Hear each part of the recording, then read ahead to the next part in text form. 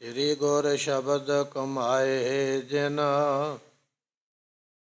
ਜੀਤੇ ਪੰਚ ਵਿਕਾਰ।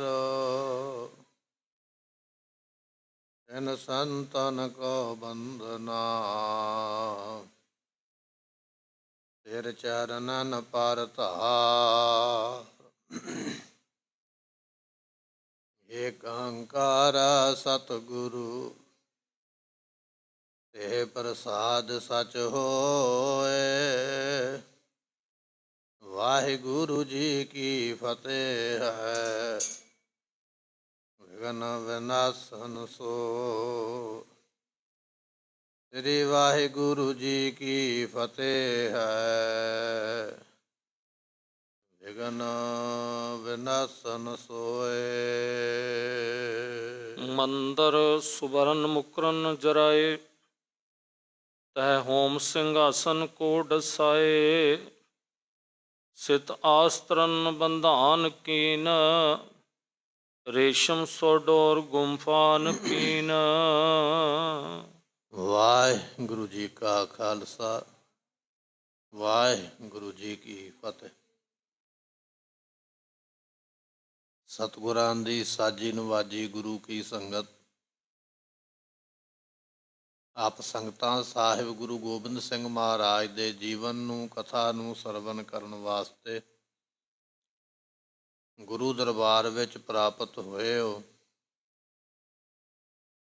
ਲੜੀਵਾਰ ਇਤਿਹਾਸ ਦੇ ਅੰਦਰ ਆਪਾਂ ਇਹ ਬਚਨ ਸਰਵਣ ਕੀਤੇ ਨੇ। ਸਤਿਗੁਰੂ ਜੀ ਅਨੰਦਪੁਰ ਸਾਹਿਬ ਦੀ ਧਰਤੀ 'ਤੇ ਬਿਰਾਜੇ ਹੋਏ ਨੇ। ਕੇਸੋ ਦਾਸ ਨਾਮ ਦਾ ਇੱਕ ਬ੍ਰਾਹਮਣ, ਜਿਹੜਾ ਕਿ ਆਪਣੇ ਆਪ ਨੂੰ ਬਹੁਤ ਉੱਚ ਕੋਟੀ ਦਾ ਵਿਦਵਾਨ ਸਮਝਦਾ, ਜਿਸ ਨੇ ਕਈ ਤਰ੍ਹਾਂ ਦੇ ਜਪ ਤਪ ਕੀਤੇ ਹੋਏ, ਕਈ ਤਰ੍ਹਾਂ ਦੇ ਜਗ ਕਰਨ ਅਤੇ ਕਰਾਉਣ ਦੀ ਵਿੱਦਿਆ ਇਹਦੇ ਕੋਲ ਹੈ। ਇਸ ਪੰਡਤ ਬ੍ਰਾਹਮਣ ਨੂੰ ਪਤਾ ਲੱਗਾ ਕਿ ਸਤਿਗੁਰੂ ਜੀ ਗੁਣੀ ਪੁਰਸ਼ਾਂ ਨੂੰ ਬਹੁਤ ਜ਼ਿਆਦਾ ਮਾਇਆ ਦਿੰਦੇ ਨੇ। ਚਲਦਿਆਂ ਚਲਦਿਆਂ ਵੀ ਅਨੰਦਪੁਰ ਸਾਹਿਬ ਦੇ ਨੇੜੇ ਪਹੁੰਚਿਆ।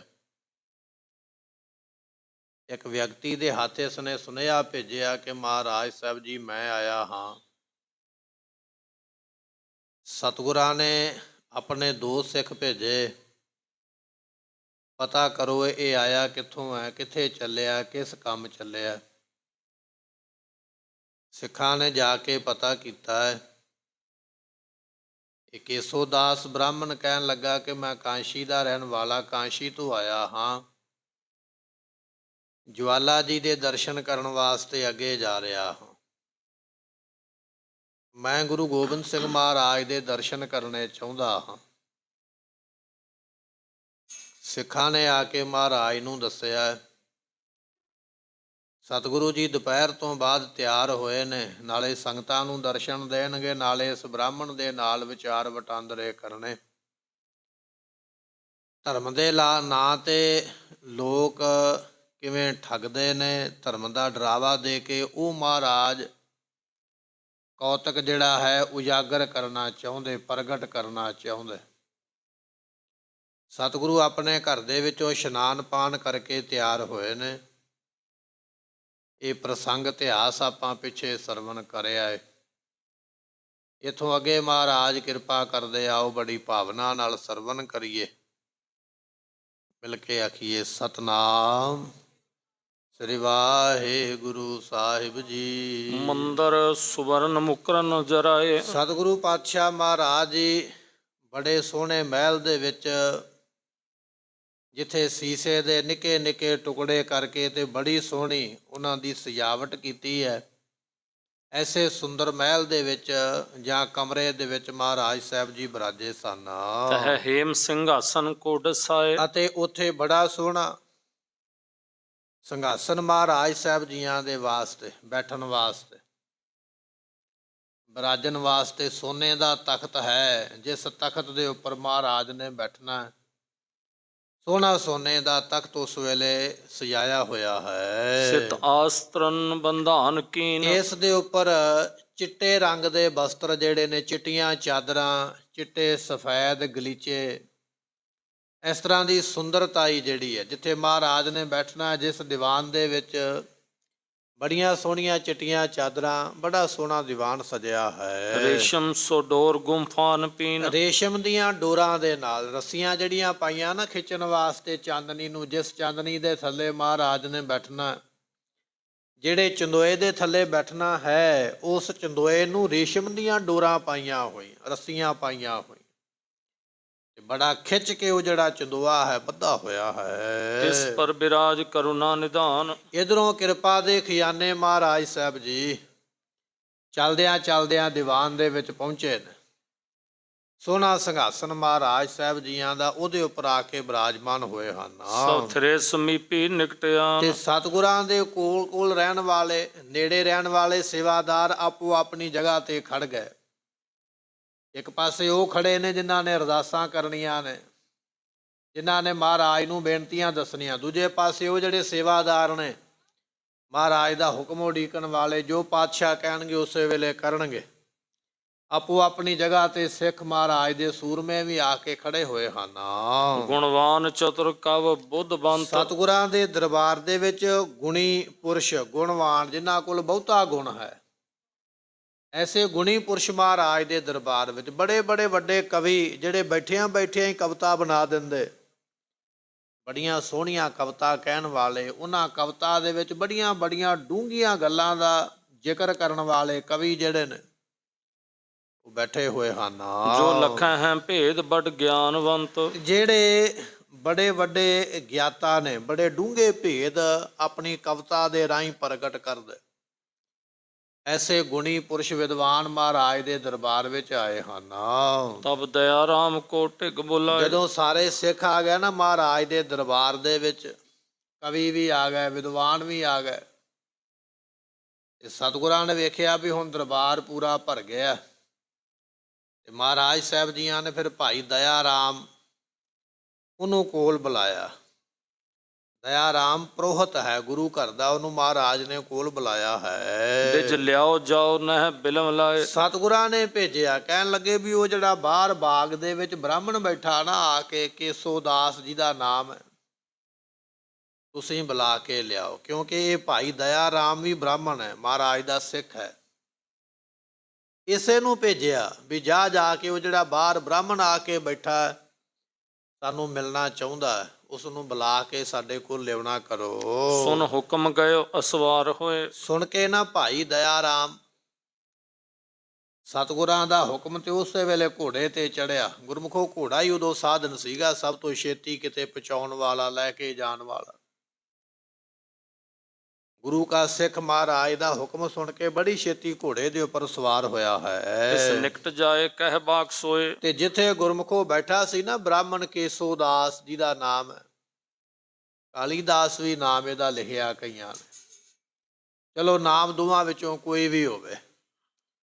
ਜਿਸ ਬਾਗ ਦੇ ਵਿੱਚ ਬੈਠਾ, ਜਿਸ ਜਗ੍ਹਾ ਤੇ ਬੈਠਾ ਹੈ, ਸਿੱਖ ਨੇ ਜਾ ਕੇ ਦੱਸਿਆ, ਸੁਨੇਹਾ ਦਿੱਤਾ ਵੀ ਤੈਨੂੰ ਮਹਾਰਾਜ ਸਾਹਿਬ ਉਡੀਕਦੇ ਪਏ, ਯਾਦ ਕਰਦੇ ਪਏ ਦੀਵਾਨ ਦੇ ਵਿੱਚ। ਜਾ ਕੇ ਦੱਸਿਆ ਹੈ, ਗੁਰ ਕਰਤ ਯਾਦ ਚੱਲੀਐ ਹਜ਼ੂਰ। ਜਾ ਕੇ ਦੱਸਿਆ ਐ ਹਜ਼ੂਰ ਚਲੋ, ਮਹਾਰਾਜ ਯਾਦ ਕਰਦੇ ਪਏ ਦੀਵਾਨ ਦੇ ਵਿੱਚ। ਸਤਿਗੁਰਾਂ ਦੀ ਹਜ਼ੂਰੀ ਵਿੱਚ ਜਾ ਕੇ ਦਰਸ਼ਨ ਕਰ ਲਵੋ, ਮਹਾਰਾਜ ਤੁਹਾਨੂੰ ਯਾਦ ਕਰਦੇ ਹਨ। ਤਤਕਾਲ ਚੜਿਓ ਸੁਨ ਬਹਿਲ ਰੂਲ। ਤੇ ਜਦੋਂ ਇਸ ਨੇ ਸੁਣਿਆ ਨਾ ਪੰਡਤ ਨੇ ਵੀ ਮਹਾਰਾਜ ਯਾਦ ਕਰਦੇ ਪਏ, ਛੇਤੀ ਦੇ ਨਾਲ ਆਪਣੇ ਸੇਵਕਾਂ ਨੂੰ ਕਹਿਣ ਲੱਗਾ ਵੀ ਗੱਡਾ ਤਿਆਰ ਕਰੋ। ਗੱਡੇ ਦੇ ਅੱਗੇ ਬੈਲ ਜਿਹੜੇ ਸਨ ਉਹ ਜੋਏ ਗਏ। ਬਲਦਾਂ ਨੇ ਗੱਡਾ ਆਪਣੇ ਸਿਰ ਤੇ ਚੁੱਕਿਆ, ਉਸ ਗੱਡੇ ਦੇ ਉੱਪਰ ਇਹ ਬ੍ਰਾਹਮਣ ਸਵਾਰ ਹੋਇਆ ਤੇ ਛੇਤੀ ਨਾਲ ਫਿਰ ਬਾਗ ਚੋਂ ਚੱਲਿਆ ਕਿ ਮਹਾਰਾਜ ਨੇ ਬੁਲਾਇਆ, ਮੈਂ ਪਹੁੰਚਣਾ ਕਰਾਂ। ਆਇਓ ਸਮੀਪ ਨਰਕਿਤਕ ਸਾਥ। ਜਦੋਂ ਮਹਾਰਾਜ ਦੇ ਦਰਸ਼ਨਾਂ ਨੂੰ ਤੁਰਿਆ, ਕੱਲਾ ਨਹੀਂ ਤੁਰਿਆ। ਮੈਂ ਆਪਣੇ ਮੂੰਹ ਕਿੰਨੀ ਕੁ ਮਹਿਮਾ ਕਹਿ ਕੇ ਦੱਸਾਂਗਾ ਵੀ ਮੈਂ ਇਹ ਮੇਰੇ ਵਿੱਚ ਗੁਣ ਹੈ, ਇਹ ਮੇਰੇ ਵਿੱਚ ਤਾਕਤ, ਕਿੰਨੀ ਕੁ ਦੱਸਾਂਗਾ। ਕੁਝ ਨਾਲ ਚੇਲੇ ਲੈ ਲੈ, ਸੇਵਕ, ਜਿਨ੍ਹਾਂ ਸੇਵਕਾਂ ਨੇ ਮਹਿਮਾ ਦੱਸਣੀ ਹੈ ਵੀ ਇਹ ਸਾਡੇ ਪੰਡਤ ਜੀ ਬਹੁਤ ਵੱਡੇ ਵਿਦਵਾਨ ਨੇ, ਬੜੇ ਜੱਗ ਕਰਨੇ ਕਰਾਉਣੇ, ਬੜੇ ਮੰਤਰ ਸਿੱਧ ਨੇ, ਉਹ ਜਿਹੜੇ ਨਾਲ ਸ਼ੋਭਾ ਕਰਨ, ਐਸੇ ਕੁਝ ਵਿਅਕਤੀ ਇਸ ਨੇ ਨਾਲ ਲੈ ਲਏ ਹਨ। ਪਠ ਆਸ਼ਿਕ ਸ਼੍ਰੀ ਫਲ ਲੀਨ ਹਾਥ। ਤੇ ਕਹਿਣ ਲੱਗੇ ਵੀ ਉਸ ਵੇਲੇ ਇਸ ਨੇ ਆਪਣੇ ਹੱਥ ਵਿੱਚ ਨਾਰੀਅਲ ਲਿਆ। ਨਾਰੀਅਲ ਇੱਕ ਫਲ ਹੈ, ਇਸ ਨੂੰ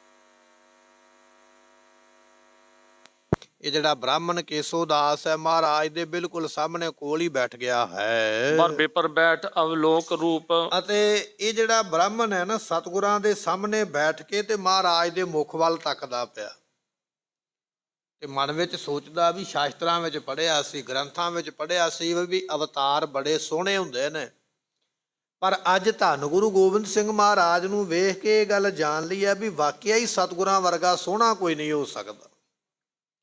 ਮਹਾਰਾਜ ਦਾ ਸੁੰਦਰ ਸਰੂਪ ਸਾਹਮਣੇ ਬੈਠ ਕੇ ਤੱਕਦਾ ਪਿਆ ਹੈ। ਮਨ ਮੋਹਨ ਕ੍ਰਿਸ਼ਨ ਕੇ ਤਨ ਅਨੂਪ। ਸੋ ਕਹਿਣ ਲੱਗੇ, ਗੁਰਮੁਖੋ ਇਹ ਕ੍ਰਿਸ਼ਨ ਜੀ ਦਾ ਉਪਾਸਕ ਹੈ ਤੇ ਸਭ ਤੋਂ ਵੱਡੀ ਤਾਕਤ ਜਾਂ ਸਭ ਤੋਂ ਵੱਡਾ ਅਵਤਾਰ ਇਹ ਕ੍ਰਿਸ਼ਨ ਜੀ ਨੂੰ ਮੰਨਦਾ ਹੈ। ਜਦੋਂ ਇਹਨੇ ਧੰਨ ਗੁਰੂ ਗੋਬਿੰਦ ਸਿੰਘ ਮਹਾਰਾਜ ਦੇ ਦਰਸ਼ਨ ਕੀਤੇ ਤੇ ਮਨ ਵਿੱਚ ਸੋਚਦਾ ਪਿਆ, ਕਹਿਣ ਲੱਗਾ, ਗ੍ਰੰਥਾਂ ਵਿੱਚ ਪੜ੍ਹਿਆ ਸੀ ਵੀ ਕ੍ਰਿਸ਼ਨ ਜੀ ਬਹੁਤ ਸੁੰਦਰ ਸਨ। ਧੰਨ ਗੁਰੂ ਗੋਬਿੰਦ ਸਿੰਘ ਮਹਾਰਾਜ ਦਾ ਚਿਹਰਾ ਤੱਕ ਕੇ ਲੱਗਦਾ ਵੀ ਇਹਨਾਂ ਵਰਗੇ ਸੁੰਦਰ ਹੋਣਗੇ, ਐਸਾ ਸੁੰਦਰ ਸਰੂਪ ਉਹਨਾਂ ਦਾ ਹੋਵੇਗਾ। ਐਸੇ ਮਹਾਰਾਜ ਜੀਆਂ ਦਾ ਸੁੰਦਰ ਸਰੂਪ ਹੈ। ਜਿਮ ਕਹਿਓ ਪੁਰਾਨਨ ਮੈਂ ਸੁਭਾਏ। ਸੋ ਮਹਾਰਾਜ ਦਾ ਸਰੂਪ ਮਨ ਨੂੰ ਮੋਹਣ ਵਾਲਾ, ਜਿਹੜਾ ਮਹਾਰਾਜ ਦੇ ਮੁਖ ਨੂੰ ਤੱਕ ਲੈਂਦਾ ਨਾ, ਉਹਦਾ ਮਨ ਮੋਹਿਆ ਜਾਂਦਾ ਸਤਿਗੁਰਾਂ ਦੇ ਉੱਪਰ। ਇੰਨਾ ਸੋਹਣਾ ਸਰੂਪ ਸੀ ਧੰਨ ਗੁਰੂ ਗੋਬਿੰਦ ਸਿੰਘ ਮਹਾਰਾਜ ਜੀਆਂ ਦਾ। ਇਹ ਹੁਣ ਵਿਦਵਾਨ ਹੈ, ਪੰਡਤ ਹੈ, ਗ੍ਰੰਥ ਪੜ੍ਹਿਆ ਹੋਇਆ, ਸ਼ਾਸਤਰ ਪੜ੍ਹਿਆ ਹੋਇਆ। ਮਨ ਵਿੱਚ ਸੋਚਦਾ ਪਿਆ ਵੀ ਪੁਰਾਣਾਂ ਦੇ ਵਿੱਚ ਕਥਾ ਪੜ੍ਹੀ ਸੀ ਵੀ ਦੇਵਤੇ ਸੁੰਦਰ ਹੁੰਦੇ ਨੇ, ਪੁਰਾਣਾਂ ਵਿੱਚ ਪੜ੍ਹਿਆ ਵੀ ਅਵਤਾਰ ਬੜੇ ਸੋਹਣੇ ਹੁੰਦੇ ਨੇ। ਜਿਵੇਂ ਮੈਂ ਪੁਰਾਣਾਂ ਦੇ ਵਿੱਚ, ਸ਼ਾਸਤਰਾਂ ਵਿੱਚ, ਗ੍ਰੰਥਾਂ ਵਿੱਚ ਪੜ੍ਹਿਆ ਹੈ, ਅੱਜ ਮੈਂ ਉਸੇ ਤਰ੍ਹਾਂ ਦਾ ਸਰੂਪ ਮਹਾਰਾਜ ਦਾ ਵੇਖ ਲਿਆ ਹੈ। ਤਿਮ ਸੁੰਦਰ ਤਨ ਗੁਣ ਜੁਤ ਸੁਹਾਏ। ਤੇ ਸਤਿਗੁਰੂ ਪਾਤਸ਼ਾਹ ਮਹਾਰਾਜ ਜੀਆਂ ਦਾ ਤਨ ਵੀ ਸੁੰਦਰ ਹੈ। ਕੱਲੀ ਤਨ ਦੀ ਸੁੰਦਰਤਾ ਹੀ ਨਹੀਂ ਹੈ, ਮਹਾਰਾਜ ਦੇ ਵਿੱਚ ਕਈ ਗੁਣ ਵੀ ਕੁੱਟ-ਕੁੱਟ ਕੇ ਭਰੇ ਹੋਏ। ਕਈਆਂ ਗੁਣਾਂ ਦੇ ਮਹਾਰਾਜ ਮਾਲਕ ਨੇ। ਮੰਨ ਲਓ ਤਮਾਮ ਗੁਣੀਆਂ ਦੁਨੀਆ ਦੇ ਜਿਹੜੇ ਸੋਹਣੇ ਗੁਣ ਨੇ, ਉਹ ਸਾਰੇ ਗੁਰੂ ਗੋਬਿੰਦ ਸਿੰਘ ਮਹਾਰਾਜ ਦੇ ਵਿੱਚ ਨੇ। ਸਤਿਗੁਰਾਂ ਦਾ ਸਰੂਪ ਜਿੱਥੇ ਵੇਖਣ ਨੂੰ ਸੋਹਣਾ ਲੱਗਦਾ, ਨੈਣ ਨਕਸ਼ ਸੋਹਣੇ ਨੇ, ਰੰਗ ਰੂਪ ਸੋਹਣਾ, ਨਾਲ ਨਾਲ ਮਹਾਰਾਜ ਜੀਆਂ ਦੇ ਵਿੱਚ ਐਸੇ ਦੈਵੀ ਗੁਣ ਨੇ ਜਿਹੜੇ ਗੁਣ ਮਹਾਰਾਜ ਜੀਆਂ ਦੇ ਸੁੰਦਰ ਸਰੂਪ ਨੂੰ ਹੋਰ ਵੀ ਚਾਰ ਚੰਨ ਲਾਉਂਦੇ ਨੇ। ਸਤਿਗੁਰਾਂ ਦੇ ਸਾਹਮਣੇ ਬੈਠ ਕੇ ਤੱਕਦਾ ਹੈ। ਆਕਰਖ ਸੋਚਿਤ ਬਰਬਸਾਂ ਲੈ। ਤੇ ਸਤਿਗੁਰੂ ਪਾਤਸ਼ਾਹ ਮਹਾਰਾਜ ਜੀ ਮੱਲੋ ਮੱਲੀ ਅਗਲੇ ਦਾ ਮਨ ਖਿੱਚ ਲੈਂਦੇ ਨੇ। ਜਿਵੇਂ ਸ਼ਾਸਤਰਾਂ ਵਿੱਚ ਲਿਖਿਆ ਨਾ, ਜੋਤਿਸ਼ ਵਿੱਚ ਲਿਖਿਆ ਨਾ ਵੀ ਆਹ ਅੰਗ ਦਾ ਇਹ ਨਿਸ਼ਾਨੀ ਹੋਵੇ ਤੇ ਉਹ ਭਲਾ ਪੁਰਸ਼ ਹੁੰਦਾ, ਤੇ ਇਹ ਸਾਹਮਣੇ ਬੈਠਾ ਮਹਾਰਾਜ ਦੇ ਤੇ ਵੇਖਦਾ।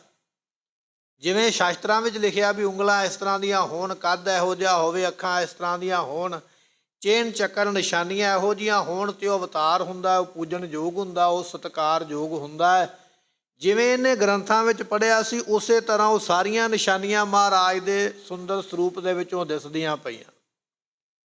ਤੇ ਮਨ ਵਿੱਚ ਸੋਚਦਾ ਪਿਆ, ਸਤਿਗੁਰਾਂ ਦਾ ਇੰਨਾ ਭਲਾ, ਇੰਨਾ ਸੁੰਦਰ ਸਰੂਪ ਹੈ, ਮਹਾਰਾਜ ਦੇ ਗੁਣ ਹੋਰ ਵੀ ਚਾਰ ਚੰਨ ਲਾਉਂਦੇ ਨੇ। ਜਿਹੜਾ ਇੱਕ ਵਾਰੀ ਗੁਰੂ ਗੋਬਿੰਦ ਸਿੰਘ ਪਾਤਸ਼ਾਹ ਨੂੰ ਤੱਕ ਲੈਂਦਾ, ਉਹਦਾ ਮਨ ਉੱਥੇ ਹੀ ਰਹਿ ਜਾਂਦਾ ਹੈ। ਇਸ ਤਰ੍ਹਾਂ ਇਹ ਕੇਸੋ ਦਾਸ ਜਿਹੜਾ ਬ੍ਰਾਹਮਣ ਮਹਾਰਾਜ ਜੀ ਦੇ ਸਾਹਮਣੇ ਬੈਠ ਕੇ ਦਿਦਾਰਾ ਕਰਦਾ ਹੈ। ਗੁਰ ਕੋ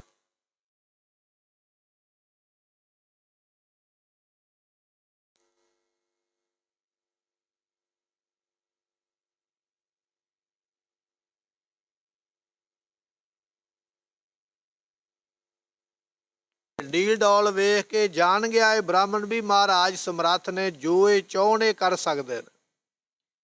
ਇਹਨਾਂ ਵਿੱਚ ਸ਼ਕਤੀਆਂ ਵੀ ਨੇ, ਕਰਾਮਾਤਾਂ ਵੀ ਨੇ, ਔਰ ਸਰੀਰ ਦੇ ਵਿੱਚ ਵੀ ਇੰਨਾ ਬਲ ਹੈ ਵੀ ਆਪਣੇ ਸਰੀਰ ਦੇ ਬਲ ਦੇ ਨਾਲ ਇਹ ਸਭ ਕੁਝ ਕਰ ਸਕਦੇ ਹਨ। ਤਬ ਦਇਆ ਸਿੰਧ ਬੁਝਿਓ ਸੋ ਤੌਣ। ਉਸ ਵੇਲੇ ਦਇਆ ਦੇ ਸਮੁੰਦਰ ਮਹਾਰਾਜ, ਹੁਣ ਗੁਰੂ ਗੋਬਿੰਦ ਸਿੰਘ ਤੇ ਪਾਤਸ਼ਾਹ ਅੰਤਰਜਾਮੀ ਨੇ, ਮਹਾਰਾਜ ਨੇ ਜਾਣ ਲਿਆ ਵੀ ਇਹ ਸਾਡੇ ਸਰੀਰ ਦੀ ਸੁੰਦਰਤਾਈ ਨੂੰ ਵੇਖਦਾ ਪਿਆ, ਇਹ ਸਾਡੇ ਗੁਣਾਂ ਨੂੰ ਪਰਖਦਾ ਪਿਆ। ਇਹ ਗੱਲ ਜਾਣ ਕੇ ਮਹਾਰਾਜ ਬੋਲੇ, ਦਇਆ ਦੇ ਸਮੁੰਦਰ ਸਾਹਿਬ ਗੁਰੂ ਗੋਬਿੰਦ ਸਿੰਘ ਮਹਾਰਾਜ ਨੇ ਪੁੱਛਿਆ, ਕਹਿਣ ਲੱਗੇ ਬਚਨ ਕਰਦੇ ਹਨ। ਦਿਜ ਜੂ ਕਹੋ ਤੁਮ ਇਸ਼ਟ ਕੌਣ। ਮਹਾਰਾਜ ਨੇ ਸਵਾਲ ਕੀਤਾ, ਐ ਬ੍ਰਾਹਮਣ, ਐ ਪੰਡਤ ਜੀ, ਤੇਰਾ ਇਸ਼ਟ ਕੀ ਹੈ? ਕਿਸ ਇਸ਼ਟ ਦੇਵ ਨੂੰ ਮੰਨਦਾ ਹੈ? ਕਿਹੜੇ ਦੇਵਤੇ ਨੂੰ ਮੰਨਦਾ ਹੈ? ਕਿਹਦੀ ਉਪਾਸਨਾ ਕਰਦਾ ਹੈ? ਕਿਹਦੀ ਪੂਜਾ ਕਰਦਾ? ਗੁਰਮੁਖੋ ਦੇਵਤੇ ਵੀ ਕਈ ਨੇ ਨਾ, ਦੇਵੀਆਂ ਵੀ ਕਈ ਨੇ, ਅਵਤਾਰ ਵੀ ਕਈ ਨੇ। ਕੋਈ ਕਿਸੇ ਦੀ ਮੰਨਤਾ ਕਰਦਾ, ਕੋਈ ਕਿਸੇ ਦੀ ਪੂਜਾ ਕਰਦਾ। ਤੇ ਮਹਾਰਾਜ ਨੇ ਪੁੱਛ ਲਿਆ, ਕਹਿਣ ਲੱਗੇ ਕੇਸੋ ਦਾਸ ਜੀ, ਤੁਹਾਡਾ ਇਸ਼ਟ ਕੀ ਹੈ? ਤੁਸੀਂ ਕਿਹਨੂੰ ਮੰਨਦੇ ਹੋ? ਇਹ ਸਾਨੂੰ ਦੱਸਣਾ ਕਰੋ। ਕਹਿ ਕੋ ਅਰਾਧ ਸੇਵਤ ਮਹਾਨ। ਤੂੰ ਅਰਾਧਨਾ ਕਿਹਦੀ ਕਰਦਾ? ਬ੍ਰਹਮਾ ਜੀ ਦੀ ਕਰਦਾ ਹੈ, ਸ਼ਿਵ ਜੀ ਦੀ ਕਰਦਾ ਹੈ, ਭਗਵਾਨ ਕ੍ਰਿਸ਼ਨ ਦੀ ਕਰਦਾ ਹੈ, ਕਿ ਰਾਮਚੰਦਰ ਦੀ ਕਰਦਾ ਹੈ, ਕਿ ਹਨੂਮਾਨ ਦੀ ਕਰਦਾ ਹੈ, ਕਿ ਕਿਸੇ ਦੇਵੀ ਦੀ ਕਰਦਾ? ਤੂੰ ਕਿਸ ਦੀ ਅਰਾਧਨਾ ਕਰਦਾ ਹੈ? ਕਿਹਦੀ ਸੇਵਾ ਕਰਦਾ? ਕਿਹਦੀ ਪੂਜਾ ਕਰਦਾ? ਇਹ ਸਾਡੇ ਸਵਾਲ ਨੇ। ਇਹਨਾਂ ਸਵਾਲਾਂ ਬਾਰੇ ਕੋਈ ਚਾਨਣਾ ਪਾਉਣਾ ਕਰੋ। ਕਿਸ ਨਿਕਟ ਚਾਹਤੇ ਆਪਨ ਕਲਿਆਣ। ਤੇ ਤੂੰ ਕਿਹਦੇ ਕੋਲੋਂ ਆਪਣੀ ਕਲਿਆਣ ਚਾਹੁੰਦਾ? ਤੇਰੇ ਮਨ ਵਿੱਚ ਇਹ ਵਿਚਾਰ ਹੈ ਕਿ ਮੈਂ ਮੁਕਤ ਹੋ ਜਾਵਾਂ, ਪਰ ਮੁਕਤੀ ਮੇਰੀ ਕਰੇ ਕੌਣ? ਇਹ ਵੀ ਤੇ ਤੇਰੇ ਮਨ ਵਿੱਚ ਗੱਲ ਹੋਵੇਗੀ ਨਾ, ਵੀ ਭਗਵਾਨ ਕ੍ਰਿਸ਼ਨ ਮੁਕਤੀ ਕਰ ਸਕਦੇ, ਕਿ ਰਾਮ ਜੀ ਮੁਕਤੀ ਕਰ ਸਕਦੇ, ਕਿ ਹੋਰ ਕੋਈ ਦੇਵਤਾ ਮੁਕਤੀ ਕਰ ਸਕਦਾ? ਤੂੰ ਪੂਜਾ ਕਿਹਦੀ ਕਰਦਾ ਹੈ? ਉਪਾਸ਼ਕ ਕਿਹਦਾ ਬਣਿਆ ਹੋਇਆ? ਕਿਹਨੂੰ ਆਪਣਾ ਇਸ਼ਟ ਮੰਨਦਾ ਹੈ? ਕਿਹਦੇ ਕੋਲੋਂ ਮੁਕਤੀ ਚਾਹੁੰਦਾ? ਉਹ ਸਾਰੀਆਂ ਗੱਲਾਂ ਸਾਨੂੰ ਦੱਸਣਾ ਕਰ। ਨਿਜ ਕਹਿ ਸੋ ਕੇਸ਼ਵ ਦਾਸ ਫੇਰ। ਉਸ ਵੇਲੇ ਇਹ ਜਿਹੜਾ ਕੇਸ਼ਵ ਦਾਸ ਬ੍ਰਾਹਮਣ ਹੈ ਨਾ ਗੁਰਮੁਖੋ, ਮਹਾਰਾਜ ਦੇ ਸੁਣੇ ਬਚਨ ਤੇ ਕਹਿਣ ਲੱਗਾ, ਸਤਿਗੁਰੂ ਮੈਂ ਸਾਰੀਆਂ ਗੱਲਾਂ ਦਾ ਉੱਤਰ ਦੇਵਾਂਗਾ।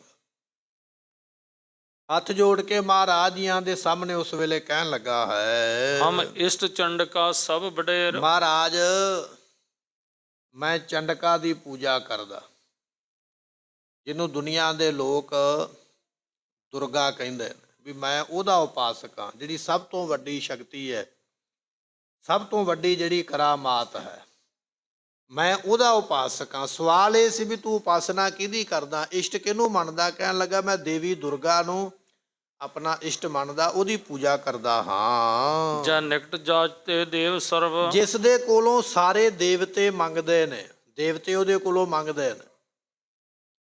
ਚੰਡੀ ਦੀ ਵਾਰ ਆਪਾਂ ਪੜ੍ਹਦੇ ਹਾਂ ਨਾ, ਚੰਡੀ ਦੀ ਵਾਰ ਦਾ ਆਕਾਰ ਬਹੁਤ ਵੱਡਾ ਹੈ।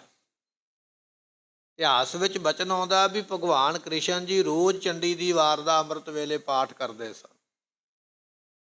ਉਸ ਚੰਡੀ ਦੀ ਵਾਰ ਨੂੰ ਬੜੇ ਥੋੜ੍ਹੇ ਸ਼ਬਦਾਂ ਦੇ ਵਿੱਚ ਮਹਾਰਾਜ ਨੇ ਵੀ ਲਿਖਿਆ ਹੈ ਵੀ ਉਹ ਚੰਡੀ ਦੀ ਵਾਰ ਕੀ ਹੈ। ਇੱਕ ਸਤਯੁਗ ਦੇ ਵਿੱਚ ਜੰਗ ਹੋਇਆ ਦੇਵਤਿਆਂ ਤੇ ਦੈਂਤਾਂ ਦਾ। ਉਸ ਜੰਗ ਦਾ ਇਹਦੇ ਵਿੱਚ ਵਰਣਨ ਹੈ ਵੀ ਕਿਹੜੇ ਕਿਹੜੇ ਦੈਂਤ ਆਏ ਲੜਨ ਵਾਸਤੇ ਤੇ ਕਿਹੜੇ ਕਿਹੜੇ ਦੇਵਤੇ ਲੜੇ, ਕਿਵੇਂ ਸ਼ਸਤਰ ਚੱਲੇ, ਕਿਵੇਂ ਲੋਕਾਂ ਦੀ ਮੌਤ ਹੋਈ। ਇਹ ਸਾਰਾ ਜ਼ਿਕਰ ਹੈ। ਉਸ ਚੀਜ਼ ਨੂੰ ਚੰਡੀ ਦੀ ਵਾਰ ਕਹਿ ਲਵੋ ਕਿਹਾ ਜਾਂਦਾ ਹੈ। ਤੇ ਉਹਦੇ ਵਿੱਚ ਬਚਨ ਲਿਖਿਆ ਵੀ ਜਦੋਂ ਦੈਂਤਾਂ ਨੇ ਦੇਵਤਿਆਂ ਨੂੰ ਮਾਰ ਕੁੱਟ ਕੇ ਕੱਢ ਦਿੱਤਾ ਨਾ ਉਹਨਾਂ ਦੇ ਘਰਾਂ ਵਿੱਚੋਂ, ਮੰਨ ਲਓ ਵੀ ਇੰਦਰ ਨੂੰ ਮਾਰ ਕੁੱਟ ਕੇ ਸਵਰਗਾਂ ਵਿੱਚੋਂ ਕੱਢ ਦਿੱਤਾ, ਹੋਰ ਵੀ ਜਿਹੜੇ ਦੇਵਤੇ ਸਨ ਉਹਨਾਂ ਦੇ ਘਰਾਂ ਵਿੱਚੋਂ ਉਹਨਾਂ ਨੂੰ ਭਜਾ ਦਿੱਤਾ ਕੁੱਟ ਕੇ, ਲੜ ਕੇ, ਵੀ ਆਓ ਸਾਡੇ ਨਾਲ ਜਾਂ ਤੇ ਜੰਗ ਕਰੋ ਤੇ ਜਾਂ ਫਿਰ ਸਾਡੇ ਸਾਹਮਣੇ ਭੱਜ ਜਾਓ, ਸਾਨੂੰ ਦਿਸਣੇ ਨਹੀਂ ਚਾਹੀਦੇ। ਦੇਵਤੇ ਕਮਜ਼ੋਰ ਸਨ ਤੇ ਦੈਂਤਾਂ ਦਾ ਬਲ ਜ਼ਿਆਦਾ, ਤੇ ਸਾਰੇ ਦੈਂਤਾਂ ਨੂੰ ਵੇਖ ਕੇ ਦੇਵਤੇ ਭੱਜ ਗਏ। ਇਹਨਾਂ ਵਿੱਚ ਸਮਰੱਥਾ ਨਹੀਂ ਵੀ ਉਹਨਾਂ ਦਾ ਮੁਕਾਬਲਾ ਕਰੀਏ। ਇਹ ਸਾਰੇ ਫਿਰ ਇਕੱਠੇ ਹੋ ਕੇ ਨਾ ਬ੍ਰਹਮਾ ਜੀ ਦੇ ਕੋਲ ਗਏ ਵੀ ਬ੍ਰਹਮਾ ਜੀ ਸਾਨੂੰ ਰਾਹ ਪਾਓ, ਵੀ ਅਸੀਂ ਲੜ ਨਹੀਂ ਸਕਦੇ, ਸਾਡੇ ਵਿੱਚ ਤਾਕਤ ਕੋਈ ਨਹੀਂ ਹੈ,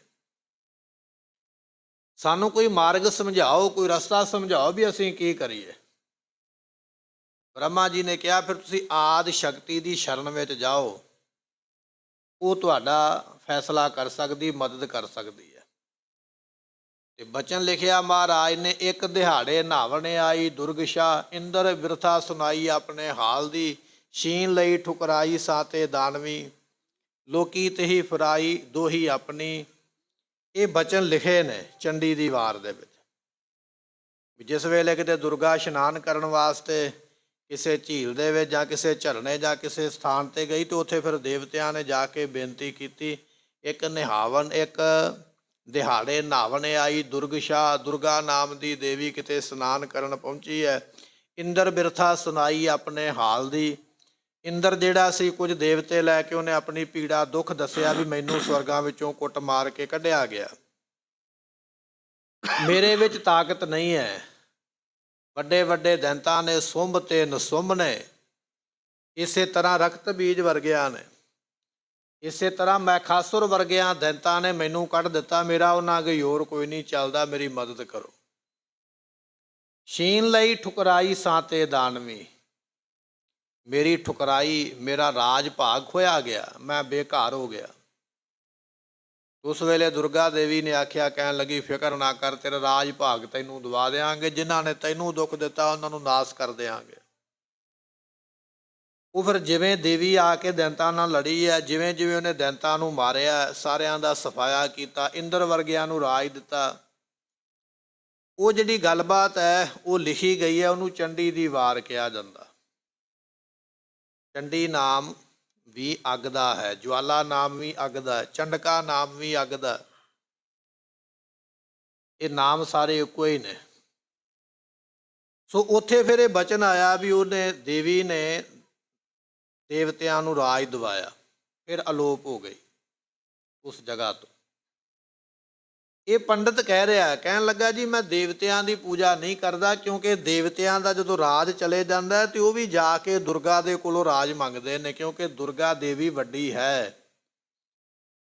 ਤੇ ਮੈਂ ਇਸ ਕਰਕੇ ਦੇਵਤੇ ਇੰਦਰ ਵਰਗਿਆਂ ਨੂੰ, ਬ੍ਰਹਿਸਪਤੀ ਵਰਗਿਆਂ ਨੂੰ ਨਹੀਂ ਮੰਨਦਾ, ਮੈਂ ਮੰਨਦਾ ਹਾਂ ਦੁਰਗਾ ਦੇਵੀ ਨੂੰ, ਉਹਦਾ ਉਪਾਸਕ ਹਾਂ ਜਿਹੜੀ ਵੱਡੀ ਹੈ। ਕਿਉਂਕਿ ਹਰੇਕ ਬੰਦਾ ਵੱਡੇ ਨਾਲ ਹੀ ਜੁੜਨ ਦਾ ਯਤਨ ਕਰਦਾ, ਜਿਹਦੇ ਕੋਲੋਂ ਸਭ ਕੁਝ ਮਿਲੇ। ਤਾਂ ਹੀ ਸਾਨੂੰ ਧੰਨ ਗੁਰੂ ਨਾਨਕ ਦੇਵ ਪਾਤਸ਼ਾਹ ਮਹਾਰਾਜ ਨੇ ਪਰਮੇਸ਼ਰ ਦੇ ਨਾਲ ਜੋੜਿਆ। ਸਭਨਾ ਜੀਆਂ ਕਾ ਇੱਕ ਦਾਤਾ ਸੋ ਮੈਂ ਵਿਸਰ ਨਾ ਜਾਏ। ਭਾਵੇਂ ਦੇਵੀ ਹੈ, ਭਾਵੇਂ ਦੇਵਤਾ, ਭਾਵੇਂ ਕੋਈ ਦੈਂਤ ਹੈ, ਪਰ ਦੇਣ ਵਾਲਾ ਸਭ ਨੂੰ ਇੱਕੋ ਹੀ ਹੈ, ਉਹ ਹੈ ਅਕਾਲ ਪੁਰਖ। ਦੇਵਤੇ ਵੀ ਉਹਦੇ ਕੋਲੋਂ ਮੰਗਦੇ, ਦੈਂਤ ਵੀ ਉਹਦੇ ਕੋਲੋਂ ਮੰਗਦੇ। ਔਰ ਇਹ ਬਚਨ 10ਵੇਂ ਪਾਤਸ਼ਾਹ ਨੇ ਵੀ ਲਿਖਿਆ, ਤੈਥੋਂ ਹੀ ਬਲ ਰਾਮ ਲੈ ਨਾਲ ਬਾਣਾ ਦੈ ਸਿਰ ਘਾਇਆ।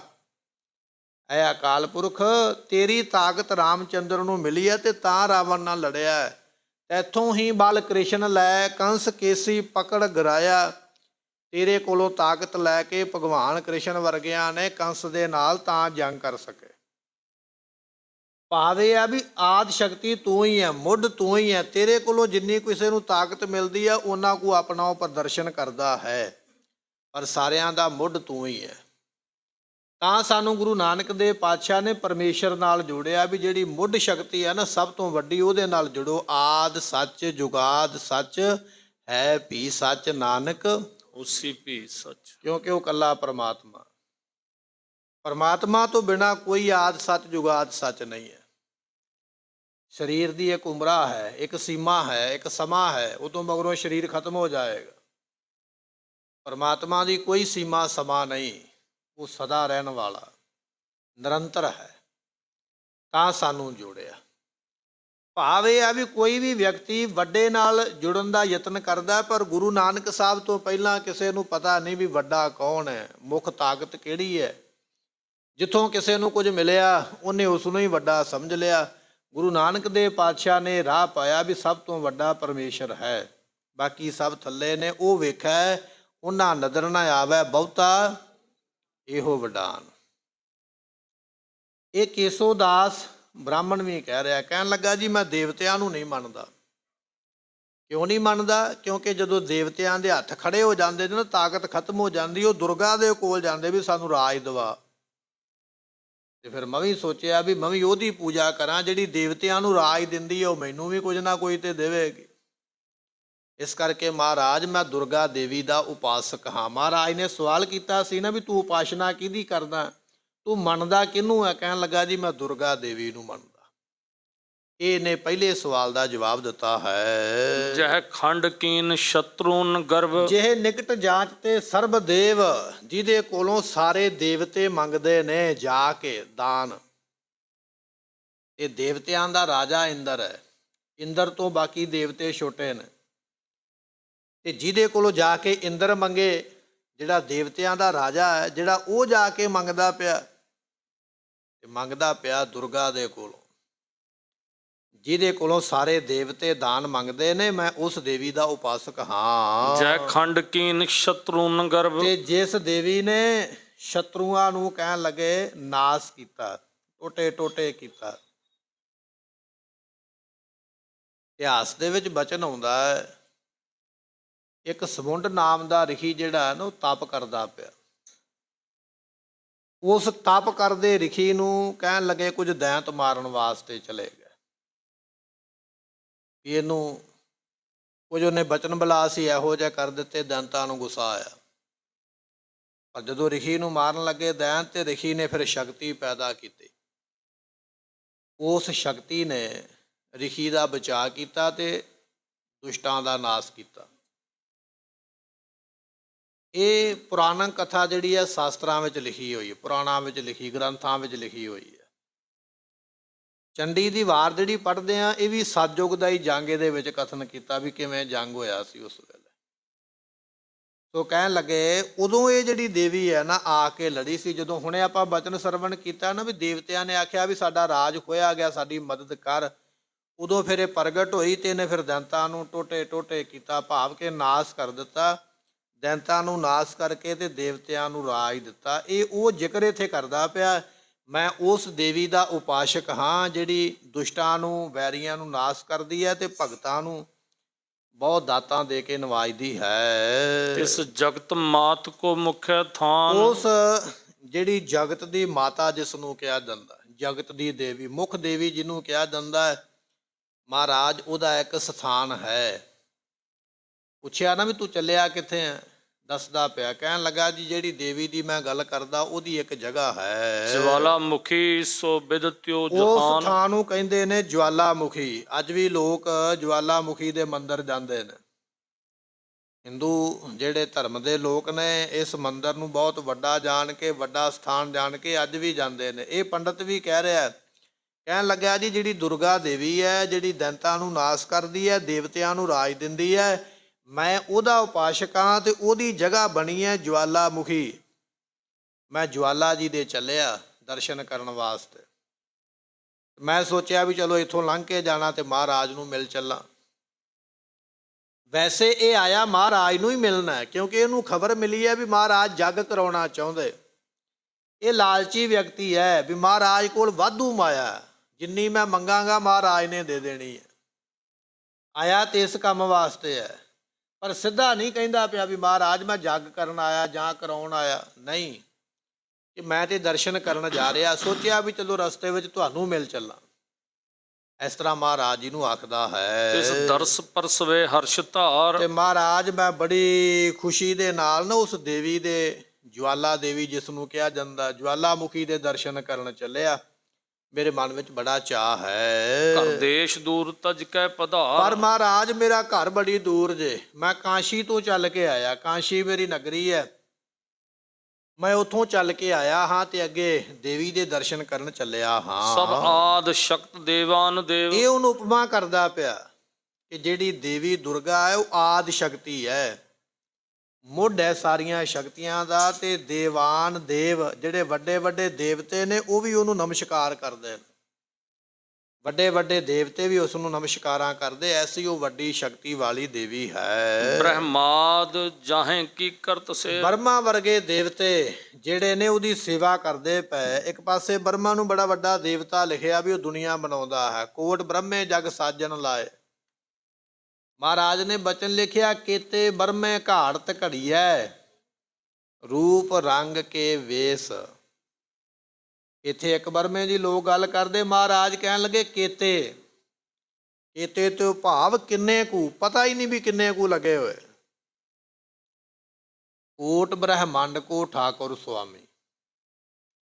ਬ੍ਰਹਿਮੰਡ ਨੇ ਕਰੋੜਾਂ, ਤੇ ਕਰੋੜਾਂ ਬ੍ਰਹਿਮੰਡਾਂ ਨੂੰ ਸ਼ਿੰਗਾਰਨ ਵਾਸਤੇ, ਬਣਾਉਣ ਵਾਸਤੇ, ਘਾੜਤ ਘੜਨ ਵਾਸਤੇ ਪਰਮਾਤਮਾ ਨੇ ਕਰੋੜਾਂ ਹੀ ਬ੍ਰਹਮੇ ਲਾਏ ਹੋਏ ਵੀ ਚਲੋ ਤੁਸੀਂ ਵੀ ਸੇਵਾ ਕਰੋ। ਕਹਿਣ ਲੱਗੇ ਬ੍ਰਹਮਾ ਜਿਹੜਾ ਘਾੜਤ ਘੜਦਾ ਪਿਆ ਇਹ ਵੀ ਉਹਦੀ ਪੂਜਾ ਕਰਦਾ, ਦੁਰਗਾ ਦੀ, ਉਹਦੇ ਕੋਲੋਂ ਤਾਕਤ ਲੈਂਦਾ। ਇਹ ਪੰਡਤ ਦਾ ਫਰਮਾਨ ਹੈ ਜਿਹੜਾ ਆਇਆ ਨਾ ਕੇਸ਼ੋ ਦਾਸ, ਇਹ ਦੱਸਦਾ ਪਿਆ ਵੀ ਮੇਰੀ ਜਿਹੜੀ ਦੇਵੀ ਹੈ ਉਹ ਬਹੁਤ ਤਾਕਤ ਵਾਲੀ ਹੈ, ਬ੍ਰਹਮਾ ਵਰਗੇ ਵੀ ਉਹਦੀ ਪੂਜਾ ਕਰਦੇ ਹਨ। ਲਿਵ ਲਗੀ ਸਦਾ ਤਿਸ ਨਾਮ ਕੇ, ਮੈਨੂੰ ਉਹਦੇ ਨਾਮ ਦੀ ਲਿਵ ਲੱਗੀ ਹੈ, ਮੇਰਾ ਧਿਆਨ ਬੜਾ ਉਹਦੇ ਵਿੱਚ ਜੁੜਿਆ ਰਹਿੰਦਾ, ਮੈਂ ਤੇ ਹਰ ਵੇਲੇ ਦੇਵੀ ਦਾ ਜਾਪ ਕਰਦਾ ਰਹਿੰਦਾ, ਹਰ ਵੇਲੇ ਉਸ ਨੂੰ ਸਿਮਰਦਾ ਰਹਿੰਦਾ ਹਾਂ। ਮੈਂ ਕਰਾਂ ਧਿਆਨ ਪੂਜਾ ਤੇ ਕਨੇਰ, ਮੈਂ ਉਹਦੀ ਪੂਜਾ ਕਰਦਾ, ਦਿਨੇ ਰਾਤ ਉਹਦੀ ਪੂਜਾ ਕਰਦਾ। ਇਹ ਗੱਲਾਂ ਦਾ ਵਰਣਨ ਤਾਂ ਹੋ ਰਿਹਾ ਹੈ, ਇਹਨੂੰ ਖਬਰ ਮਿਲੀ ਹੈ ਕਿ ਮਹਾਰਾਜ ਇਹੋ ਜਿਹਾ ਕੁਝ ਜੱਗ ਕਰਾਉਣਾ ਚਾਹੁੰਦੇ। ਜਿਹੜਾ ਕੰਮ ਕਰਾਉਣਾ ਚਾਹੁੰਦੇ ਉਹ ਪਹਿਲਾਂ ਹੀ ਆਪਣੀ ਉਪਮਾ ਵਿੱਚੋਂ ਦੱਸਦਾ ਪਿਆ ਵੀ ਮਹਾਰਾਜ ਮੈਂ ਉਸ ਦੇਵੀ ਦਾ ਧਿਆਨ ਧਾਰਦਾ, ਉਹਦੀ ਬਹੁਤੀ ਪੂਜਾ ਕਰਦਾ ਹਾਂ।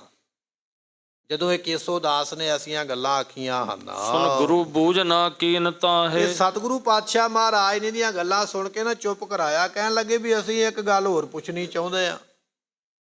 ਸਾਨੂੰ ਪਤਾ ਲੱਗ ਗਿਆ ਵੀ ਤੂੰ ਕਾਸ਼ੀ ਤੋਂ ਆਇਆ, ਤੂੰ ਜਵਾਲਾਮੁਖੀ ਚੱਲਿਆ, ਤੂੰ ਦੁਰਗਾ ਦਾ ਉਪਾਸ਼ਕ ਹੈ, ਤੇਰੀਆਂ ਗੱਲਾਂ ਤੋਂ ਸਾਨੂੰ ਪਤਾ ਲੱਗ ਗਿਆ। ਪਰ ਮਹਾਰਾਜ ਕਹਿਣ ਲੱਗੇ ਵੀ ਇੱਕ ਸਵਾਲ ਹੋਰ ਹੈ ਜਿਹੜਾ ਤੇਰੇ ਕੋਲੋਂ ਅਸੀਂ ਜਾਣਨਾ ਚਾਹੁੰਦੇ ਹਾਂ। ਇਹ ਪੰਡਤ ਕਹਿਣ ਲੱਗਾ ਮਹਾਰਾਜ ਪੁੱਛੋ ਕੀ ਜਾਣਨਾ ਚਾਹੁੰਦੇ ਹੋ। ਸਤਿਗੁਰੂ ਕਹਿਣ ਲੱਗੇ ਸਾਨੂੰ ਦੱਸਣਾ ਕਰ। ਜਗ ਮਾਤ ਪੂਜਬੇ ਹਮੈ ਚਾਹੇ, ਸਤਿਗੁਰੂ ਪਾਤਸ਼ਾਹ ਕਹਿਣ ਲੱਗੇ ਵੀ ਜੇ ਮੰਨ ਲਓ ਅਸੀਂ ਵੀ ਪੂਜਾ ਕਰਵਾਈਏ, ਅਸੀਂ ਵੀ ਜੱਗ ਕਰਵਾਈਏ ਤੇ ਕੀ ਸਾਡੀ ਕੋਈ ਮਦਦ ਹੋ ਸਕਦੀ ਹੈ? ਇਹੋ ਕੋਈ ਤੇ ਸੁਣਨਾ ਚਾਹੁੰਦਾ, ਆਇਆ ਵੀ ਇਸੇ ਵਾਸਤੇ ਹੀ ਹੈ। ਜਦੋਂ ਸੁਣੇ ਬਚਨ ਤੇ ਇਸਨੇ ਫਿਰ ਆਖਿਆ, ਕਹਿਣ ਲੱਗਾ ਮਹਾਰਾਜ ਇਹ ਤੇ ਕੰਮ ਹੀ ਬੜਾ ਚੰਗਾ ਹੈ, ਜੇ ਤੁਸੀਂ ਕਿਤੇ ਜੱਗ ਕਰਵਾ ਲਵੋ, ਪੂਜਾ ਕਰਵਾ ਲਵੋ, ਤੁਹਾਨੂੰ ਬੇਅੰਤ ਸ਼ਕਤੀਆਂ ਪ੍ਰਾਪਤ ਹੋਣਗੀਆਂ, ਤੁਹਾਡੇ ਰੁਕੇ ਹੋਏ ਸਾਰੇ ਕੰਮ ਬਣ ਜਾਣਗੇ। ਧੰਨ ਗੁਰੂ ਗੋਬਿੰਦ ਸਿੰਘ ਮਹਾਰਾਜ ਆਪ ਖੁਦ ਪਰਮੇਸ਼ਰ ਨੇ, ਆਪ ਨਿਰੰਕਾਰ ਨੇ, ਕਿਸੇ ਚੀਜ਼ ਦੀ ਉਹਨਾਂ ਨੂੰ ਲੋੜ ਨਹੀਂ ਹੈ, ਕਿਸੇ ਚੀਜ਼ ਦੀ ਉਹਨਾਂ ਕੋਲ ਥੋੜ ਨਹੀਂ ਹੈ।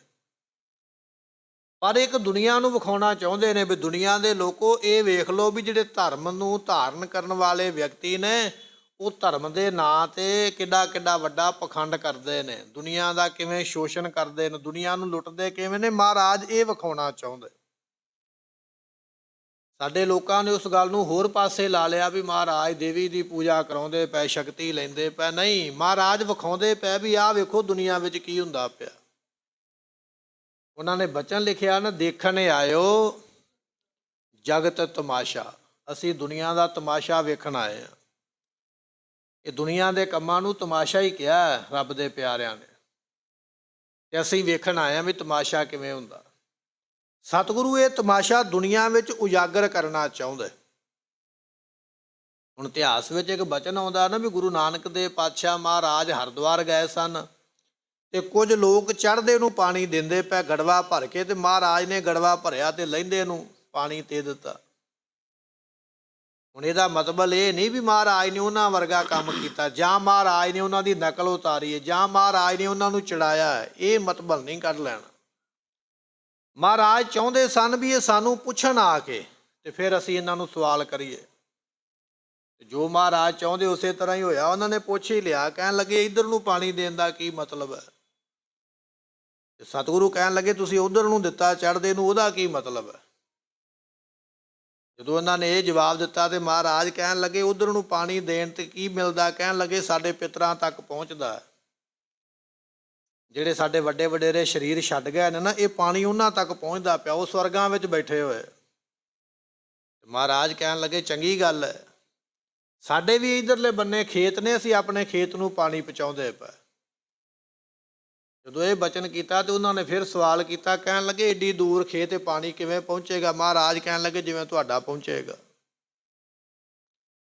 ਇਹ ਕੋਈ ਉਹਨਾਂ ਨੂੰ ਮਖੌਲ ਨਹੀਂ ਕੀਤਾ ਜਾਂ ਉਹਨਾਂ ਦੀ ਹਾਸੀ ਨਹੀਂ ਉਡਾਈ। ਮਹਾਰਾਜ ਨੇ ਇਹ ਦੱਸਿਆ ਜਿਹੜੇ ਕਰਮਾਂ ਵਿੱਚ ਤੁਸੀਂ ਪਏ ਹੋਏ ਹੋ ਇਹਨਾਂ ਦਾ ਲਾਭ ਕੋਈ ਨਹੀਂ, ਰੱਬ ਦਾ ਨਾਮ ਲਓ, ਉਹਦੇ ਵਿੱਚ ਭਲਾ ਹੈ। ਉਹਨਾਂ ਦੇ ਕੇਂਦਰੀ ਸਥਾਨ ਦੇ ਉੱਪਰ ਜਿੱਥੇ ਬਹੁਤੇ ਲੋਕ ਇਕੱਠੇ ਨੇ ਉੱਥੇ ਜਾ ਕੇ ਕੌਤਕ ਕੀਤਾ। ਧੰਨ ਗੁਰੂ ਗੋਬਿੰਦ ਸਿੰਘ ਮਹਾਰਾਜ ਵੀ ਉਸੇ ਤਰ੍ਹਾਂ ਹੀ ਕਰ ਰਹੇ ਨੇ। ਉਹਨਾਂ ਦੇ ਮੂੰਹੋਂ ਉਹਨਾਂ ਦੀ ਗੱਲ ਕੁਹਾ ਕੇ ਤੇ ਦੱਸਣਗੇ ਵੀ ਇਹਦਾ ਫਾਇਦਾ ਕੀ ਤੇ ਨੁਕਸਾਨ ਕੀ ਹੈ। ਪਰ ਸਾਡੇ ਕੁਝ ਜਿਹੜੇ ਧਰਮ ਦੇ ਘਾੜੇ ਨੇ ਨਾ, ਉਹਨਾਂ ਨੇ ਇਸ ਗੱਲ ਨੂੰ ਤੇ ਦੁਨੀਆ ਨੂੰ ਦੱਸਿਆ ਹੀ ਨਹੀਂ ਵੀ ਹੋਇਆ ਕੀ ਹੈ। ਰੌਲਾ ਹੀ ਪਾ ਦਿੱਤਾ ਵੀ ਬਸ ਪੂਜਾ ਹੋ ਗਈ ਹੈ ਦੇਵੀ ਦੀ ਤੇ ਇੱਥੇ ਗੱਲ ਖਤਮ ਕਰ ਦਿਓ। ਉਹਦਾ ਇੱਕ ਕਾਰਨ ਹੈ, ਆਪਾਂ ਰੋਜ਼ ਇਤਿਹਾਸ ਸੁਣਦੇ ਪਏ ਹਾਂ। ਤੇ ਜਿਸ ਸਥਾਨ ਨੂੰ ਅੱਜ ਕਿਹਾ ਜਾਂਦਾ ਨਾ ਨੈਣਾ ਦੀ ਦੇਵੀ, ਕੁਝ ਲੋਕ ਹੋਲੇ ਮਹੱਲੇ ਤੇ ਜਾਣਗੇ ਜਾਂ ਅੱਗੇ ਪਿੱਛੇ ਜਾਣਗੇ, ਉਹ ਜਾਂਦੇ ਨੇ ਉੱਪਰ, ਉਹ ਜਿਹੜਾ ਉੱਪਰ ਬਣਿਆ ਹੋਇਆ ਬੜੀ ਉੱਚੀ ਥਾਂ ਤੇ ਪਹਾੜ ਦੇ ਉੱਪਰ ਮੰਦਿਰ ਇੱਕ ਬਣਿਆ। ਹਿੰਦੂ ਧਾਰਮਿਕ ਗ੍ਰੰਥਾਂ ਦੇ ਵਿੱਚ ਤੁਹਾਨੂੰ ਉਸ ਜਗ੍ਹਾ ਦਾ ਕੋਈ ਨਾਂ ਨਹੀਂ ਮਿਲੇਗਾ, ਨਾ ਹੀ ਇਹੋ ਜਿਹੀ ਕੋਈ ਦੇਵੀ ਮਿਲੇਗੀ, ਤੇ ਨਾ ਹੀ ਤੁਹਾਨੂੰ ਆਸਿਓਂ ਪਾਸਿਓਂ ਕੋਈ ਹਿੰਦੂ ਉੱਥੇ ਯਾਤਰਾ ਕਰਨ ਵਾਲਾ ਜਾਂਦਾ ਮਿਲੇਗਾ। ਉੱਥੋਂ ਦੇ ਲੋਕਲ ਲੋਕ ਤੇ ਜ਼ਰੂਰ ਜਾਂਦੇ ਹੋਣਗੇ ਵੀ ਚਲੋ ਮੰਦਿਰ ਹੈ ਪੂਜਾ ਕਰ ਆਈਏ, ਪਰ ਦੂਰੋਂ ਚੱਲ ਕੇ ਕੋਈ ਨਹੀਂ ਆਉਂਦਾ। ਜਿਵੇਂ ਹਰਿਦੁਆਰ ਹੈ ਨਾ, ਜਾਂ ਜਿਵੇਂ ਆ ਜਵਾਲਾ ਦਾ ਸਥਾਨ ਆਪਾਂ ਸੁਣਿਆ, ਜਵਾਲਾਮੁਖੀ, ਹਰਿਦੁਆਰ, ਕਾਂਸ਼ੀ, ਇਹ ਜਿੰਨੇ ਸਥਾਨ ਨੇ ਇੱਥੋਂ ਦੂਰੋਂ ਦੂਰੋਂ ਹਿੰਦੂ ਮਤ ਦੇ ਲੋਕ ਆਉਂਦੇ ਦਰਸ਼ਨ ਕਰਨ ਵਾਸਤੇ, ਆਪਣੀ ਆਪਣੀ ਪੂਜਾ ਜੋ ਵੀ ਭਾਵਨਾ ਕਰਾਉਣ ਕਰਨ ਵਾਸਤੇ। ਪਰ ਇੱਧਰ ਨੈਣਾ ਦੇਵੀ ਨੂੰ ਦੂਰੋਂ ਚੱਲ ਕੇ ਕੋਈ ਨਹੀਂ ਆਉਂਦਾ। ਉਹਦਾ ਕਾਰਨ ਇਹ ਹੈ ਵੀ ਉਹਨਾਂ ਦੇ ਧਾਰਮਿਕ ਗ੍ਰੰਥਾਂ ਦੇ ਵਿੱਚ ਇਸ ਇਤਿਹਾਸ ਦਾ, ਇਸ ਸਥਾਨ ਦਾ ਜ਼ਿਕਰ ਹੀ ਕੋਈ ਨਹੀਂ ਹੈ। ਪਰ ਸਾਡੀ ਗਿਣਤੀ ਸਭ ਤੋਂ ਵੱਧ ਉੱਥੇ ਹੁੰਦੀ ਹੈ, ਸਾਡੇ ਲੋਕ ਬਹੁਤਾ ਉੱਥੇ ਜਾਂਦੇ ਨੇ। ਉਹ ਨੈਣਾ ਦੀ ਦੇਵੀ ਕੀ ਹੈ, ਉਹ ਇਸੇ ਇਤਿਹਾਸ ਦੇ ਵਿੱਚੋਂ ਗੱਲ ਮਹਾਰਾਜ ਪ੍ਰਗਟ ਕਰਨਗੇ। ਇਹਦੇ ਵਿੱਚੋਂ ਉਹ ਗੱਲ ਸਾਨੂੰ ਮਿਲਣੀ ਹੈ ਵੀ ਉਹ ਜਗ੍ਹਾ ਕਿਹੜੀ ਹੈ। ਉਹ ਆਪਾਂ ਅੱਗੇ ਜਾ ਕੇ ਸਰਵਣ ਕਰਦੇ ਜਾਣਾ ਇਤਿਹਾਸ ਨੂੰ ਲੜੀਵਾਰ।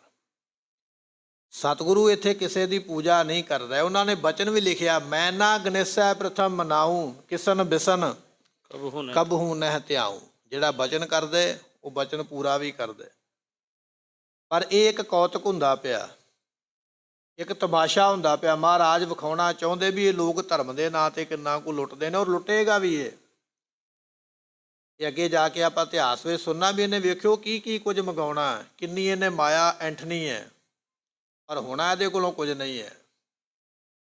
ਸੋ ਇਹ ਕਹਿ ਰਿਹਾ, ਕਹਿਣ ਲੱਗਾ ਜੀ ਉਹ ਦੇਵੀ ਬੜੀ ਸ਼ਕਤੀ ਵਾਲੀ ਹੈ। ਤੇ ਮਹਾਰਾਜ ਕਹਿਣ ਲੱਗੇ ਜੇ ਅਸੀਂ ਪੂਜਾ ਕਰਵਾਈਏ ਤੇ ਸਾਡੀ ਪੂਜਾ ਸਫਲੀ ਹੋ ਜਾਏਗੀ, ਜੋ ਅਸੀਂ ਚਾਹਾਂਗੇ ਮਿਲ ਜਾਏਗਾ। ਇਹ ਮਹਾਰਾਜ ਨੇ ਪੁੱਛਿਆ ਹੈ, ਜਿਸ ਤੇ ਪ੍ਰਤੱਖ ਹੋਏ ਦਰਸ ਦੇ। ਕੀ ਇਸ ਤਰ੍ਹਾਂ ਹੋ ਸਕਦਾ ਵੀ ਉਹ ਦੇਵੀ ਪ੍ਰਗਟ ਹੋ ਜਾਵੇ, ਪ੍ਰਗਟ ਹੋ ਕੇ ਸਾਹਮਣੇ ਆ ਜਾਵੇ? ਕੋਈ ਇਹੋ ਜਿਹਾ ਮੰਤਰ ਪੜ੍ਹ, ਕੋਈ ਇਹੋ ਜਿਹਾ ਜੱਗ ਕਰ, ਕੋਈ ਇਹੋ ਜਿਹੀ ਵਿਧੀ ਕਰ, ਤਰੀਕਾ ਅਪਣਾ, ਦੇਵੀ ਪ੍ਰਗਟ ਹੋਵੇ। ਕੀ ਇਹ ਕਰਕੇ ਵਿਖਾ ਸਕਦਾ ਹੈ? ਕੀ ਇਸ ਤਰ੍ਹਾਂ ਹੋ ਸਕਦਾ ਹੈ? ਅਮਹੇਰ ਰੂਪ ਬਰ ਮੰਗ ਲਏ। ਅਸੀਂ ਉਹਨੂੰ ਵੇਖਣਾ ਚਾਹੁੰਦੇ ਹਾਂ ਵੀ ਉਹ ਦੇਵੀ ਕੀ ਹੈ, ਫਿਰ ਅਸੀਂ ਉਹਦੇ ਕੋਲੋਂ ਮੰਗ ਵੀ ਲਵਾਂਗੇ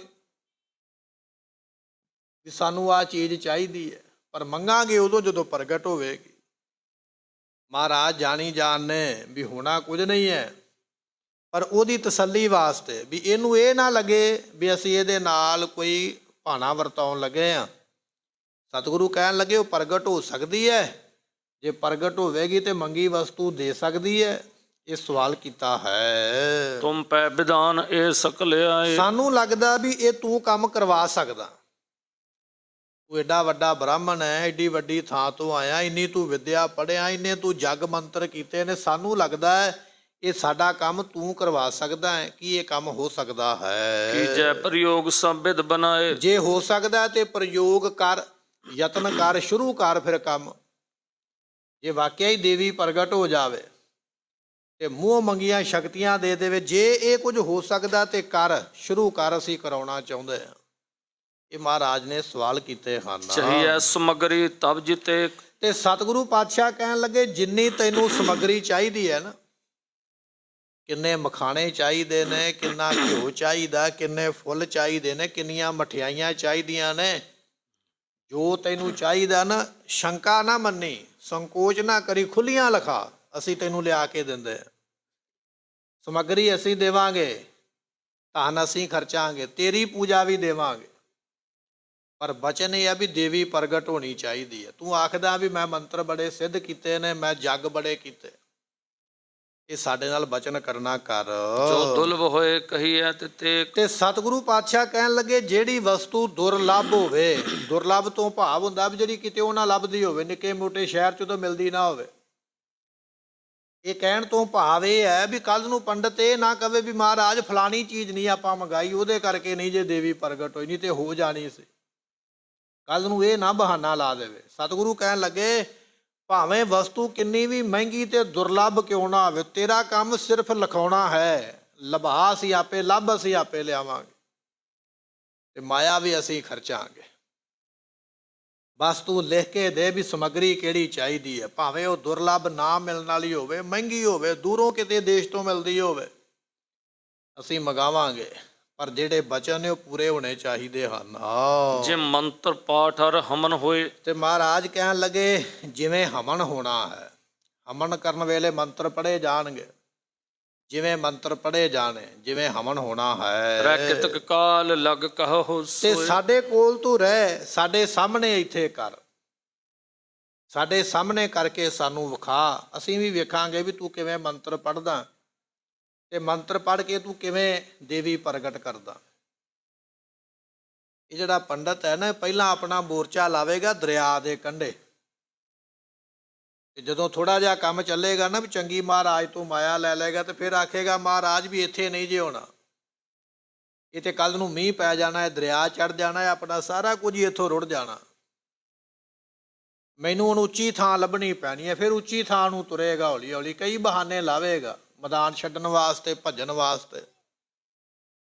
ਤੇ ਮਹਾਰਾਜ ਨੇ ਇਹਦੇ 4 ਚੁਫੇਰੇ ਪਹਿਰੇਦਾਰ ਖੜੇ ਕਰਦੇ ਨੇ ਵੀ ਇਹ ਪੰਡਤ ਨਹੀਂ ਇੱਥੋਂ ਭੱਜਣਾ ਚਾਹੀਦਾ। ਜਿਹੜੀ ਇਹ ਜਗ੍ਹਾ ਕਹਿੰਦਾ ਉਹ ਦੇ ਦਿਓ, ਜਿਹੜੀ ਸਮੱਗਰੀ ਮੰਗਦਾ ਦੇ ਦਿਓ, ਜੋ ਇਹ ਕਹਿੰਦਾ ਕਰੀ ਚੱਲੋ, ਪਰ ਸ਼ਰਤ ਸਿਰਫ ਇਹ ਆ ਵੀ ਦੇਵੀ ਪ੍ਰਗਟ ਹੋਣੀ ਚਾਹੀਦੀ ਹੈ। ਇਹ ਆਪਾਂ ਅੱਗੇ ਇਤਿਹਾਸ ਵਿੱਚ ਬਚਨ ਸਰਵਣ ਕਰਾਂਗੇ। ਸੋ ਮਹਾਰਾਜ ਕਹਿਣ ਲੱਗੇ ਜਿਹੜਾ ਹਮਨ ਹੋਣਾ, ਜਗ ਹੋਣਾ ਨਾ, ਉਹ ਤੂੰ ਕਰ, ਜਿੰਨਾ ਸਮਾਂ ਇੱਥੇ ਰਹਿਣਾ ਸਾਡੇ ਕੋਲ ਰਹਿਣਾ ਕਰ। ਗਨ ਦਿਜਨ ਭਨੀ ਮਹਿਮਾ ਤੁਮਾਰ। ਤੇ ਤੇਰੀ ਮਹਿਮਾ ਜਿਹੜੀ ਬੜੀ ਵੱਡੀ ਹੈ, ਕਿਉਂਕਿ ਬਾਕੀ ਜਿੰਨੇ ਨਾਲ ਲੈ ਕੇ ਆਇਆ ਨਾ, ਆਪਣਾ ਪੂਰਾ ਗਰੁੱਪ ਲੈ ਕੇ ਆਇਆ ਬੰਦਿਆਂ ਦਾ, ਉਹ ਸਾਰੇ ਇਹੋ ਗੱਲ ਹੀ ਕਹੀ ਜਾਂਦੇ ਵੀ ਮਹਾਰਾਜ ਇਹਦੇ ਵਰਗਾ ਪੰਡਤ ਕੋਈ ਨਹੀਂ ਜੇਗਾ, ਮਹਾਰਾਜ ਇਹਦੇ ਵਰਗੇ ਮੰਤਰ ਕੋਈ ਨਹੀਂ ਜੇ ਪੜ੍ਹ ਸਕਦਾ, ਮਹਾਰਾਜ ਇਹਦੇ ਵਰਗਾ ਜਗ ਨਹੀਂ ਜੇ ਕੋਈ ਕਰ ਸਕਦਾ। ਉਹ ਨਾਲ ਦੇ ਜਿਹੜੇ ਨੇ ਹੋਰ ਸਗੋਂ ਫੂਕ ਛਕਾਉਂਦੇ ਪਿਆ ਤੇ ਵੱਡਾ ਹੁੰਦਾ ਪਿਆ। ਮਹਾਰਾਜ ਕਹਿਣ ਲੱਗੇ ਪੰਡਤ ਜੀ ਤੁਹਾਡੀ ਤੇ ਮਹਿਮਾ ਹੀ ਬੜੀ ਵੱਡੀ ਆ, ਵੇਖੋ ਤੁਹਾਡੇ ਨਾਲ ਦੇ ਤੁਹਾਡੀ ਕਿੰਨੀ ਉਪਮਾ ਕਰਦੇ ਪਏ, ਤੇ ਸਾਨੂੰ ਲੱਗਦਾ ਵੀ ਤੁਸੀਂ ਇਹ ਕੰਮ ਕਰਵਾ ਸਕਦੇ ਹੋ। ਬਿਦ ਚੰਡ ਪੂਜਬੇ ਮਹਿ ਉਦਾਰ। ਅਤੇ ਤੁਸੀਂ ਇਹ ਜਿਹੜੀ ਦੇਵੀ ਹੈ ਉਸ ਨੂੰ ਪੂਜਣ ਦੇ ਵਿੱਚ ਸਾਨੂੰ ਲੱਗਦਾ ਵੀ ਬੜੇ ਮਾਹਰ ਹੋ, ਤੁਹਾਡੇ ਵਿੱਚ ਬੜੀ ਐਸੀ ਤਾਕਤ ਹੈ। ਇਸ ਕਰਕੇ ਤੁਸੀਂ ਦੱਸੋ ਵੀ ਕਿਸ ਤਰ੍ਹਾਂ ਪੂਜਾ ਹੋ ਸਕਦੀ ਹੈ, ਕਿਹੜੀਆਂ ਵਸਤੂਆਂ ਚਾਹੀਦੀਆਂ ਨੇ, ਕਿਹੜੀ ਜਗ੍ਹਾ ਚਾਹੀਦੀ ਹੈ। ਇਹ ਤੇ ਮਹਾਰਾਜ ਨੇ ਆਪਣਾ ਪ੍ਰਸਤਾਵ ਰੱਖਿਆ। ਇਹ ਜਿਹੜਾ ਕੇਸੋ ਦਾਸ ਬ੍ਰਾਹਮਣ ਹੈ ਨਾ ਪੰਡਤ, ਇਹ ਫਿਰ ਕਿਵੇਂ ਲਾਲਚ ਵਿੱਚ ਆਉਂਦਾ ਹੈ, ਕਿਵੇਂ ਮਹਿੰਗੀਆਂ ਮਹਿੰਗੀਆਂ ਚੀਜ਼ਾਂ ਲਿਖਾਉਂਦਾ ਹੈ, ਕਿਵੇਂ ਇਹ ਔਖੀਆਂ ਔਖੀਆਂ ਥਾਵਾਂ ਦੱਸਦਾ ਹੈ, ਔਰ ਕਿਵੇਂ ਆਪਣੀ ਇਹ ਪੂਜਾ ਮੰਗਦਾ ਵੀ ਮਹਾਰਾਜ ਮੇਰੀ ਦਸ਼ਨਾ ਇੰਨੀ ਲੱਗੇਗੀ। ਕਿੰਨੀ ਲੱਗੇਗੀ? 1.25 ਲੱਖ ਰੁਪਈਆ ਲੱਗੇਗੀ। ਉਹਨਾਂ ਸਮਿਆਂ ਦੇ ਵਿੱਚ ਕਿਹੜੀਆਂ ਕਿਹੜੀਆਂ ਮੰਗਾਂ ਮੰਗੇਗਾ, ਕਿਹੜੀਆਂ ਵਸਤੂਆਂ ਲਿਖਾਏਗਾ, ਉਹ ਆਪਾਂ ਕੱਲ੍ਹ ਦੇ ਦੀਵਾਨ ਵਿੱਚ ਸਰਵਣ ਕਰਾਂਗੇ। ਫਿਰ ਇਹ ਕਿਵੇਂ ਪੂਜਾ ਕਰਾਉਂਦਾ, ਇਹਦੇ ਕੋਲੋਂ ਕੁਝ ਪ੍ਰਗਟ ਹੁੰਦਾ ਹੈ ਕਿ ਨਹੀਂ ਹੁੰਦਾ, ਸਤਿਗੁਰੂ ਇਹਦੀ ਗੱਲ ਨੂੰ ਕਿਵੇਂ ਸਾਹਮਣੇ ਸੰਸਾਰ ਦੇ ਰੱਖਦੇ ਨੇ, ਅੱਗੇ ਇਤਿਹਾਸ ਵਿੱਚ ਬਚਨ ਸਰਵਣ ਕਰਾਂਗੇ।